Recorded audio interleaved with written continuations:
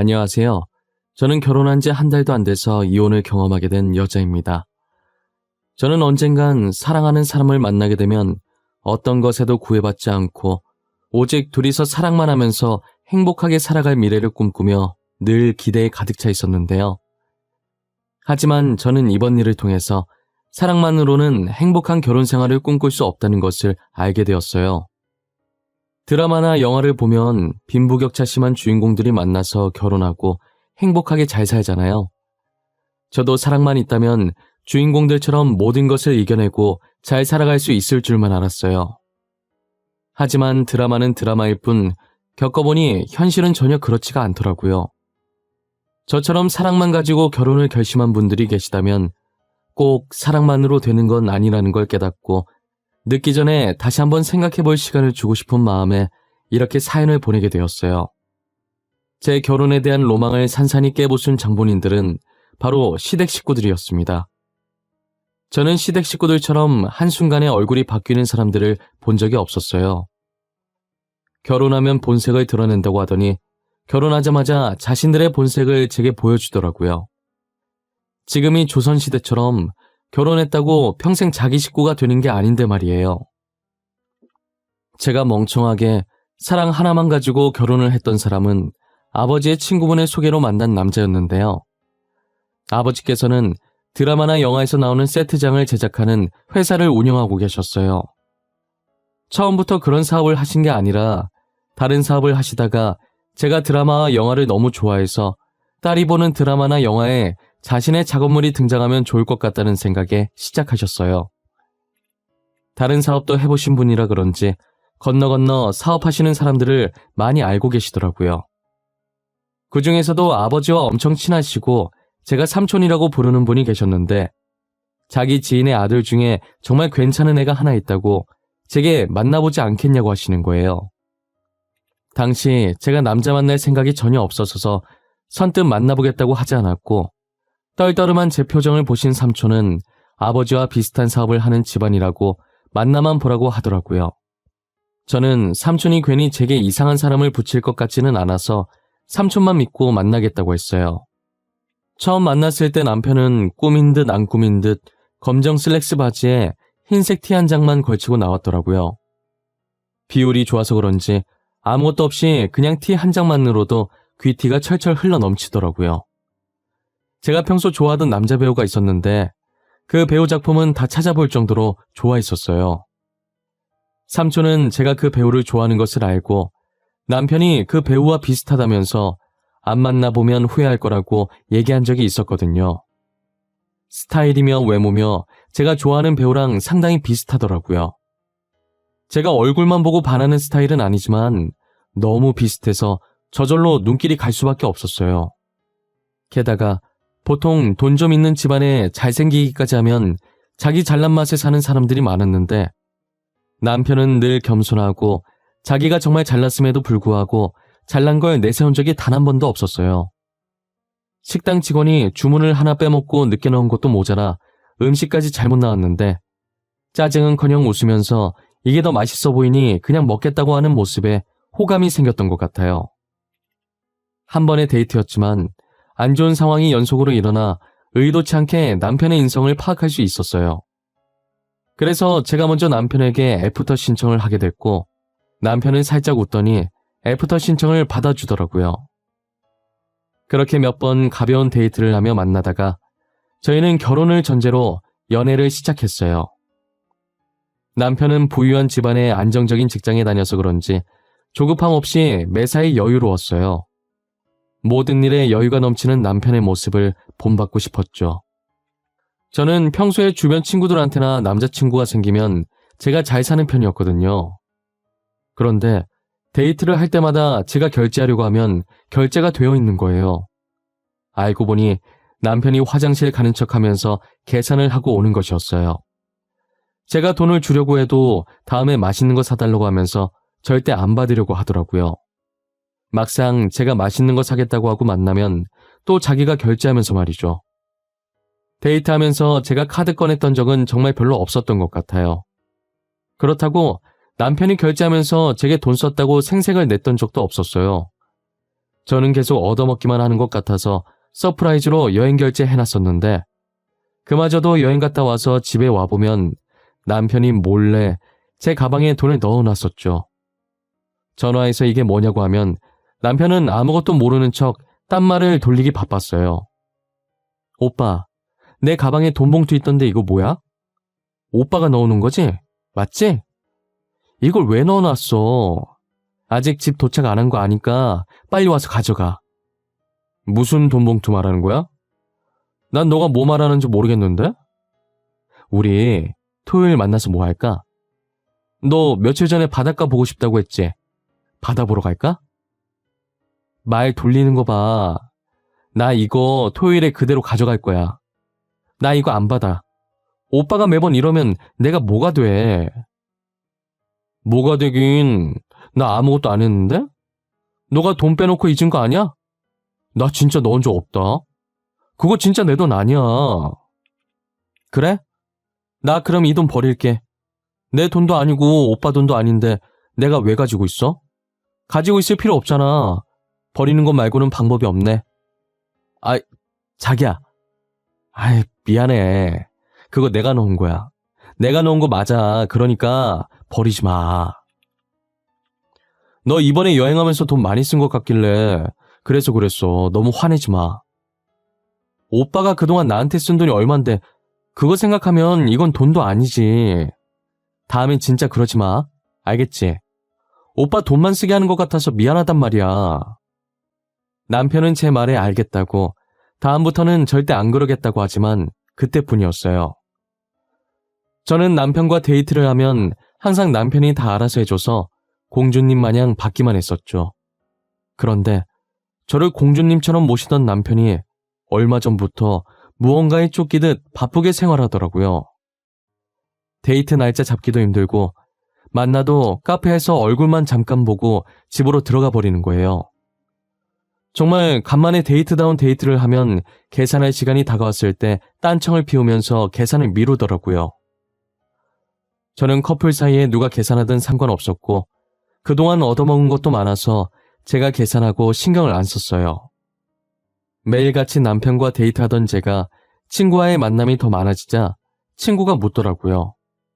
요즘 왜 이렇게 자기를 자주 만나냐고. 혹시 남편과 헤어진 거냐고요. 뭐냐? 너 요즘 왜 이렇게 나를 자주 만나줘? 남자친구 생기면 연락도 잘 안 하면서. 너 설마 남자친구랑 헤어진 거야? 아니지? 카카오톡 프로필은 커플 사진 그대로던데? 야, 그런 거 아니야. 그냥 오빠가 요즘 바쁜가 봐. 도통 얼굴 볼 시간이 없네. 뭔 놈의 일이 그렇게 바쁜지.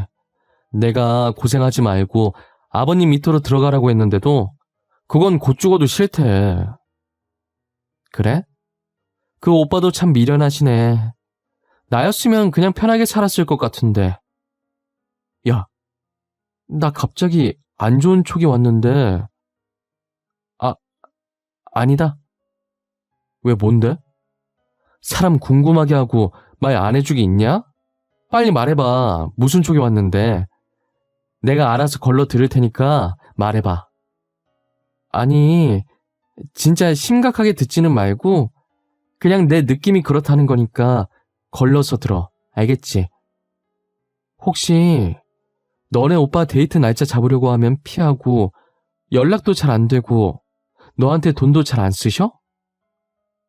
야, 어떻게 알았어?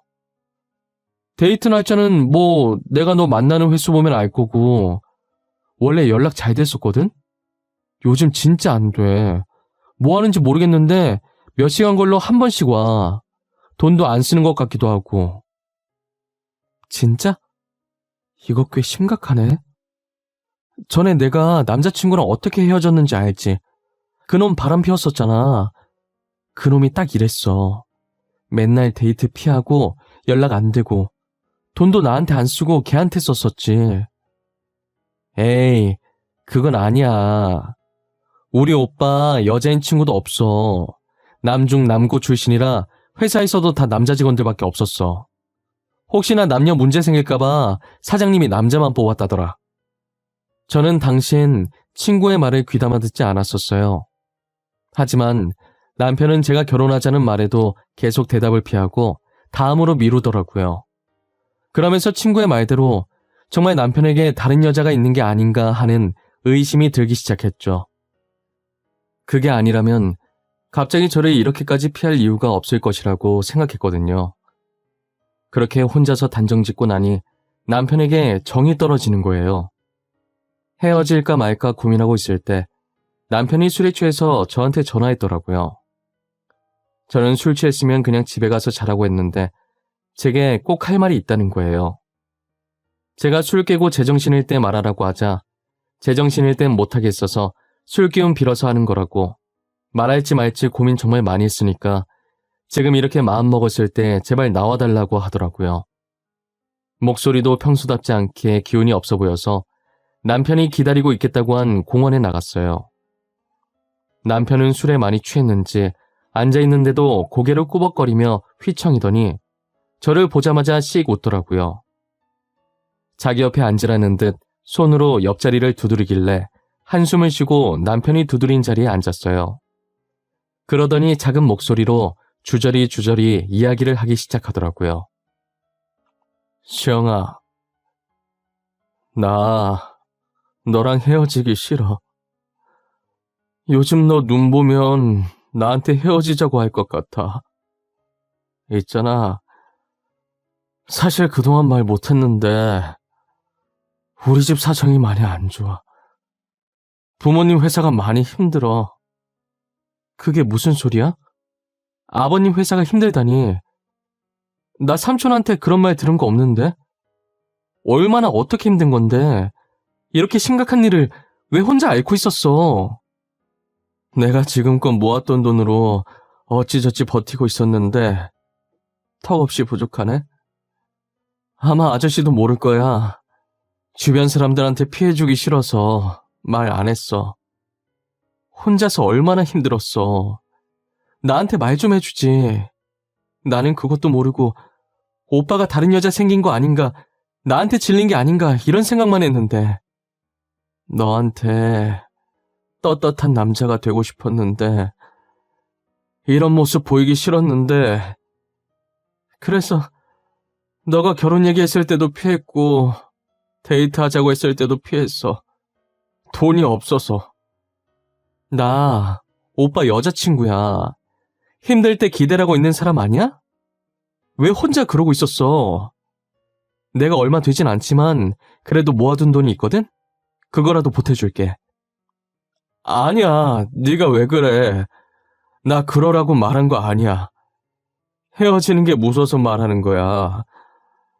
이런 상황인데도 나를 기다려줄 수 있냐고 물어보고 싶어서. 저는 바람 피는 것만 아니면 된다고, 언제든 기다려줄 수 있으니까 이상한 생각만 하지 말라고 했어요. 그리고 얼마 되진 않지만 조금이나마 보탬되고 싶어서 모았던 돈도 남편에게 줬어요. 남편은 고맙다고, 너무 미안하다고 제 손을 붙잡고 울더라고요. 하지만 남편과 제 노력에도 불구하고 얼마 지나지 않아 남편 부모님 회사는 부도 처리가 됐어요.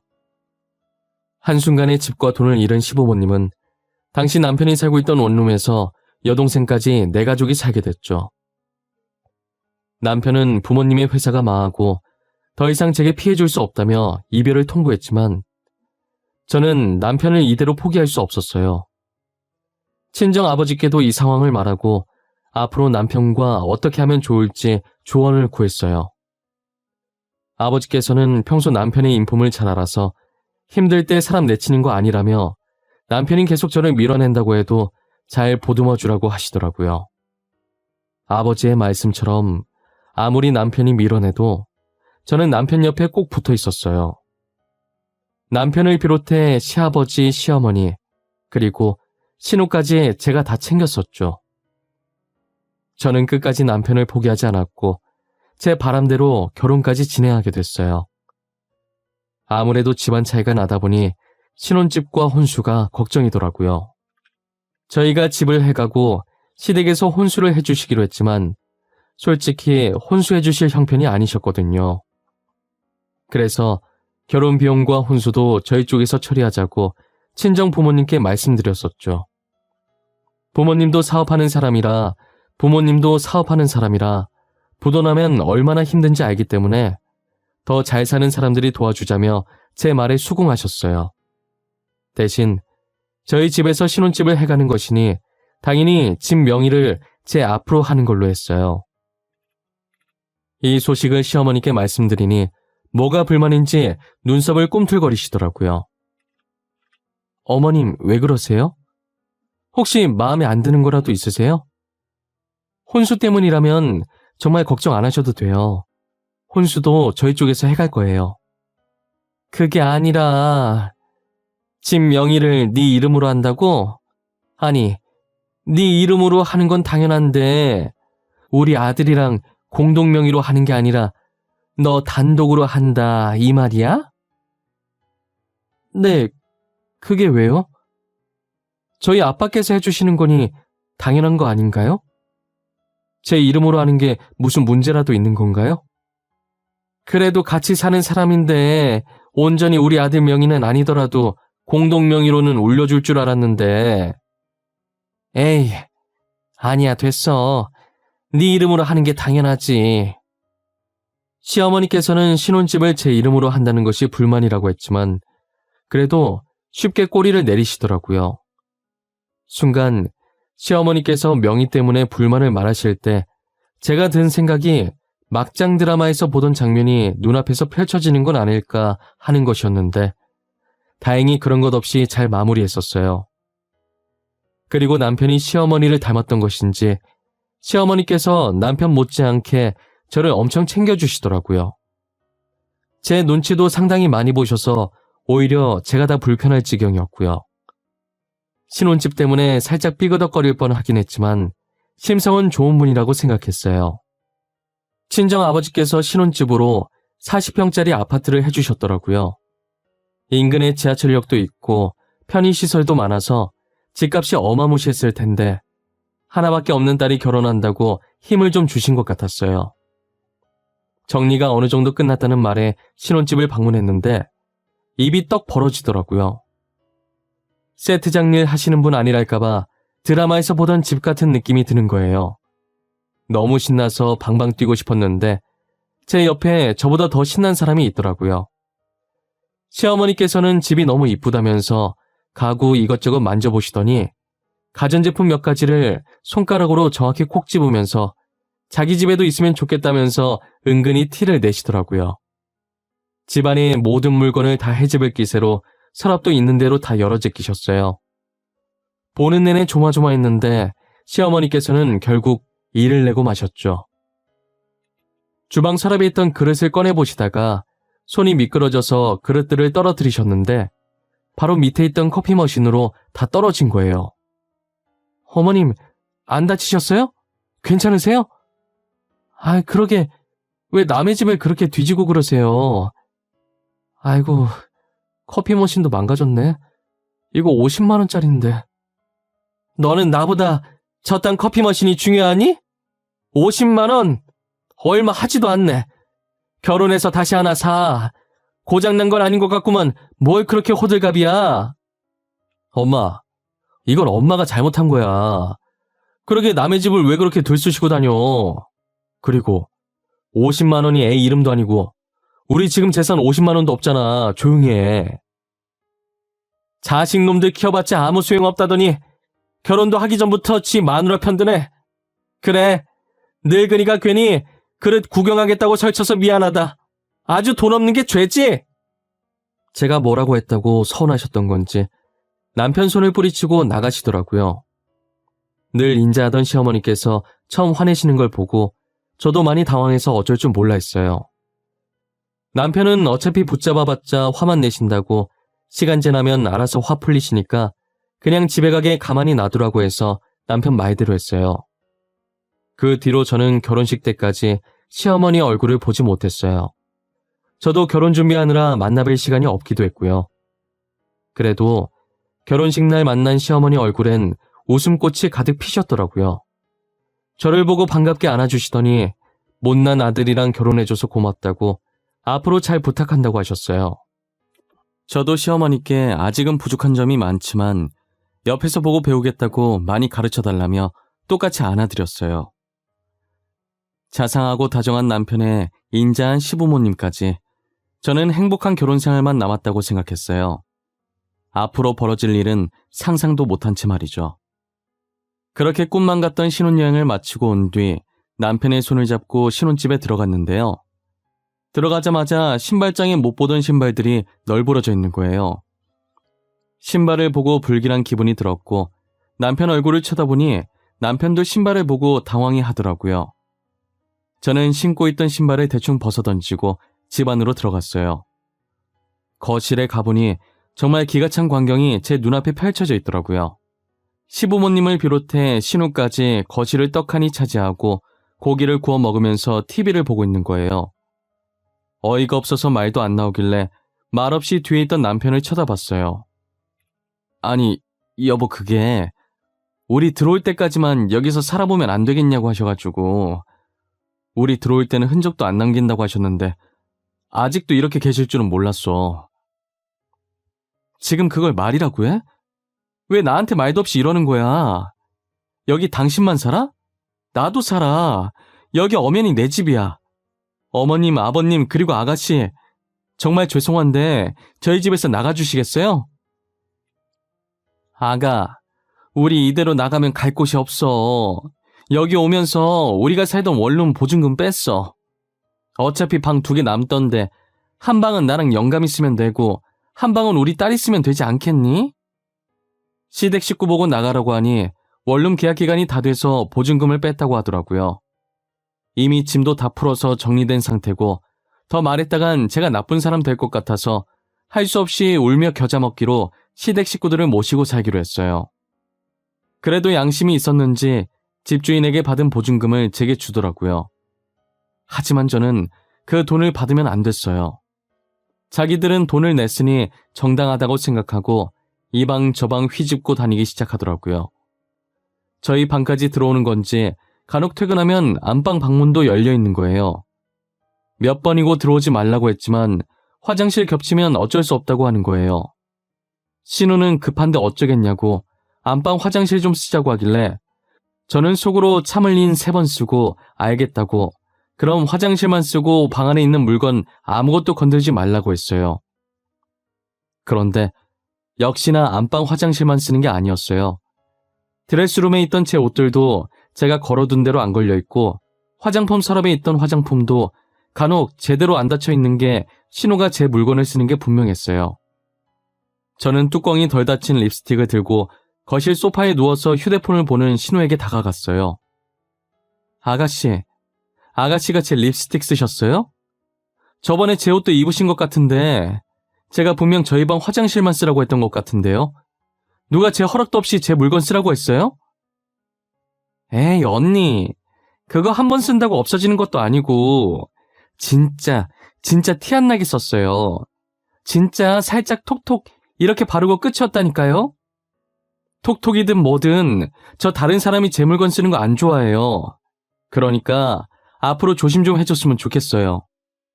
아, 네네 알겠어요. 제가 잘못했네요. 다음부터 안 쓸게요. 됐죠? 안 쓰면 될 거 아니야. 그거 조금 썼다고 유나는 다 떠네 진짜.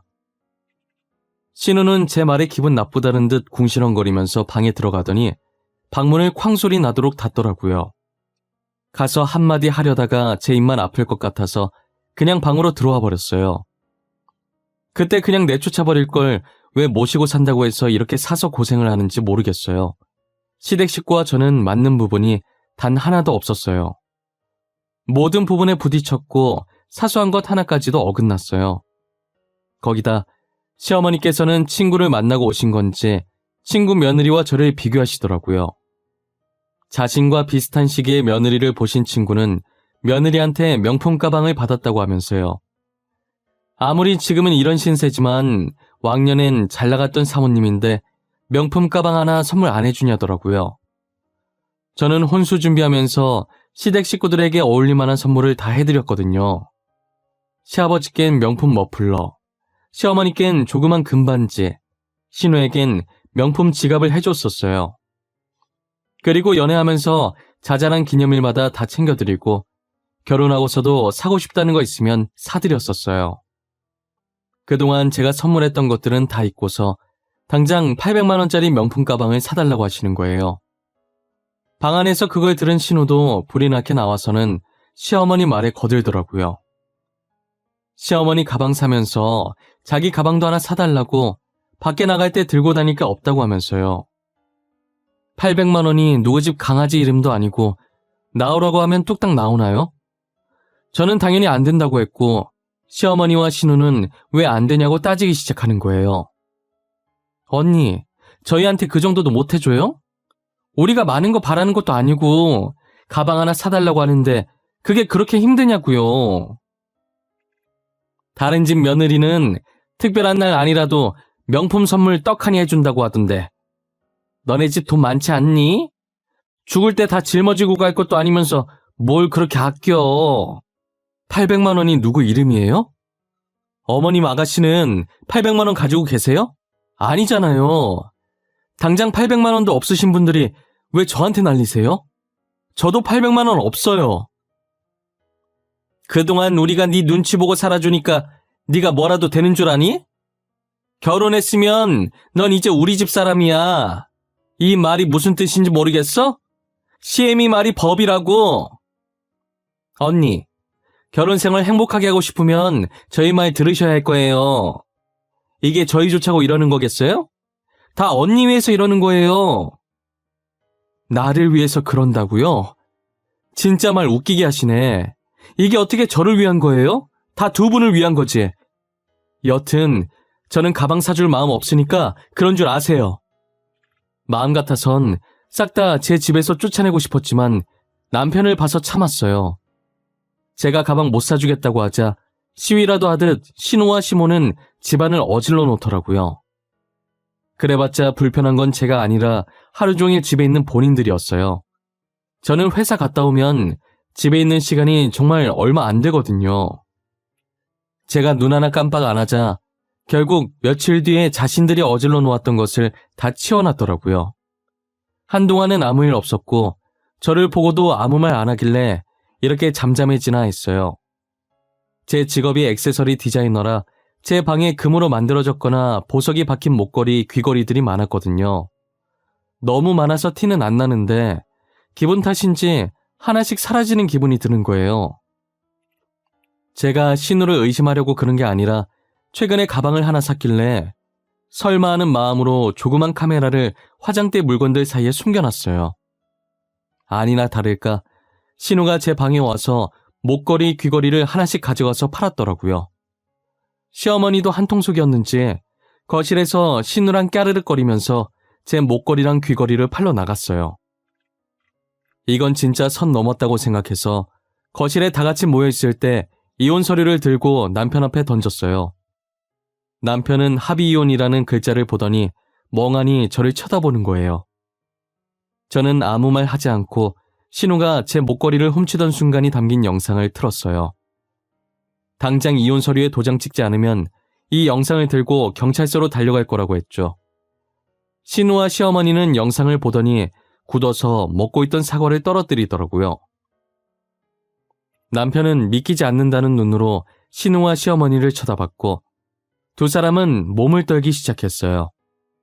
그저 돈에 눈이 멀어서 이렇게 들키게 될 거라는 생각을 하지 않았나 봐요. 뭐해? 얼른 도장 찍어. 내일 날 박는 대로 이혼 서류 제출할 거니까. 이혼 소송 안 하고 합의 이혼으로 깔끔하게 끝내주는 걸 감사하다 생각해. 여보, 한 번만 봐주면 안 될까? 어? 다시는 이런 짓 못하게 할게. 제발 한 번만 봐줘. 내가 이렇게 대신 사과할게. 솔직히 이 영상으로 이혼 소송하고 절도죄로 고소하면 위자료 왕창 받고 저 두 사람 감옥도 보낼 수 있는데 지금 많이 참는 거야. 당장 한 달 살았던 위자료 줄 돈도 없잖아. 안 그래? 언니, 제가 잘못했어요. 다시는 안 그럴게요. 제가 알바를 하든 뭘 하든 돈 구해서 다시 드릴게요. 한 번만 봐주세요. 제발요. 저희 오빠는 아무 죄 없어요. 아가, 우리가 잘못했다. 다시는 이런 짓 안 하마. 우리가 잠시 미쳤던 것 같아. 늙은이가 이렇게 무릎 꿇으마 한 번만 눈 감아줄 수 없겠니? 당신들 같으면 도둑이랑 한 집에서 살고 싶겠어요? 바늘 도둑이 소도둑 된다는 말 아시죠? 지금은 고작 귀걸이 목걸이지만 나중엔 통장 집문서가 될 줄 어떻게 알아요? 시어머니와 신우는 제 다리를 붙잡고 울면서 빌기 시작했고 저는 발을 털면서 그들을 떼어내기 바빴어요. 남편은 고소라는 말에 제가 하라는 대로 이혼 서류를 작성해 주었고 저는 다 작성한 이혼 서류를 뺏어 들고는 시댁 식구들에게 당장 제 집에서 나가라고 했어요. 나가라는 제 말에도 나갈 생각을 안 하길래 손수 짐을 싸서 집 밖으로 던져버렸어요. 그리고 제 귀걸이를 팔아서 산 가방을 잘근잘근 밟았죠. 신우는 울다가 가방을 밟는 모습을 보고 소리 지르면서 제 발을 떼려고 하는 거예요. 이미 가방엔 신발 자국이 났고 찌그러졌는데 그걸 소중히 안고 울더라고요. 정말 그 모습이 얼마나 한심하던지 먹고 떨어지라고 신우가 평소 탐내던 제 가방을 던져주고 문을 닫았어요. 시댁 식구들을 쫓아내고 텅 빈 거실을 보니 속이 시원했어요. 그렇게 저는 결혼한 지 한 달도 안 돼서 이혼을 하게 되었어요. 과연 돈도 없이 어떻게 살아갈까 싶었는데 며칠 전 우연히 중고거래 사이트에 제 가방과 찌그러진 가방 그리고 제가 못 봤던 명품 가방 하나를 팔고 있는 신우를 발견했어요. 제 가방과 명품 가방은 상태가 좋아서 금방 팔린 것 같은데 찌그러진 가방은 아직 안 팔렸더라고요. 팔린 가방 2개 중고가를 보니 얼추 보증금은 나오겠더라고요. 아마도 가방 2개를 팔고 원룸 보증금을 겨우 구한 것 같았어요. 발자국 찍히고 찌그러진 가방 사진이 중고거래 사이트에서 튀어나오는 게 어찌나 웃기던지요. 간만에 배꼽 잡으면서 엄청 웃었던 것 같아요. 우울할 때마다 그 사진 보면서 웃으려고 저장까지 했어요. 고작 한 달밖에 겪어보지 않은 결혼 생활이지만 다시는 경험해보고 싶지 않아요. 차라리 죽을 때까지 혼자 사는 게 더 편할 것 같아요. 제 사연은 여기까지입니다. 제 사연을 보시는 분들 중에서도 결혼을 약속한 사람이 있을 거예요. 사랑의 힘으로 모든 것을 이겨낼 수 있는 사람이 있는 반면 저처럼 사랑의 힘으로도 안 되는 것들이 있어요. 그러니 여러분들도 제 글을 통해 많은 것을 배우고 느끼셨길 바라요. 다들 건강하시고 봄이 다가오듯 여러분들 앞에도 봄처럼 따뜻하고 항상 꽃길만 가득하길 바랄게요.